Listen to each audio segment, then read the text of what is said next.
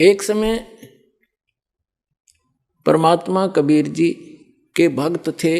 वो कहीं किसी अन्य पहुंच गए, किसी कोई भगतमती बहन थी यानी कोई सेविका थी, उसके वहाँ चले गए।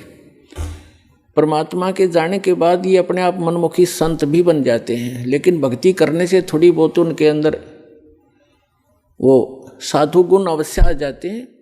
उनसे आगे लाभ भले ही ना होता, लेकिन वो आध्यात्मिक मार्ग से परिचित अवश्य होते हैं। तो इस प्रकार का एक संत किसी अपनी सेविका के घर चला गया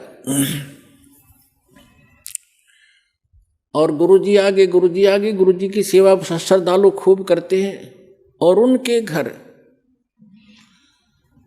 उस बहन के घर जिसके घर वो गया था वो संत, उसके घर उसकी बहन आई हुई थी, उस लड़की की बहन, और उसकी इकलौती पुत्री थी। वो विधवा हो गई थी 1 महीना पहले। और उस लड़की ने, संत भक्त आए हुए थे, उसने भोजन बना दिया। उसकी बहन ने कहा बहन तू बना दे, मुझे कुछ और काम है और सेवा करती हूँ।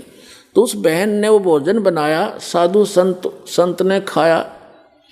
सुबह उठ के उसको सारी रात सपने आए, मेरी बेटी विधवा होगी, हे भगवान क्या होगा, मेरी बेटी विधवा होगी, इसके तो बालक भी छोटे छोटे हैं, अब इसका क्या हाल होगा है। आगे दूसरा पति, उसका भाई भी नहीं था पति का, बटेऊ का, अब इसका क्या रहा होगा, यानी इतनी चिंतित थी।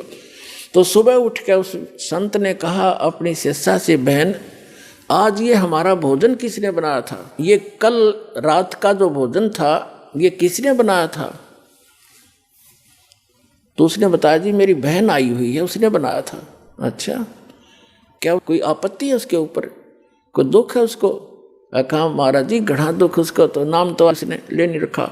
उसकी एक का बेटी थी और वो विवाह कराया था, 2 बालक छोटे छोटे, उसके पति की मृत्यु होगी, विधवा होगी बेटी, यह बहुत दुखी है। तो पुण्यात्माओं, अब उसके द्वारा बनाए गए वो सोच विचार जो उसके थे उस अन्न में पहुंचे, और उस अन्न को खाने से उस संत भी डिस्टर्ब हो गया।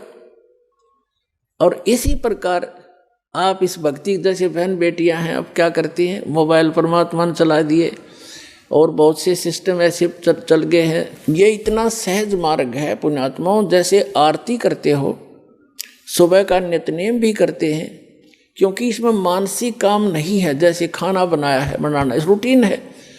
अब जैसे गाड़ी चलाते हैं, अब उसमें मानसिक काम घना नहीं होता, अभ्यास हो जाता है इनका अपने हाथों का अपने आप ही।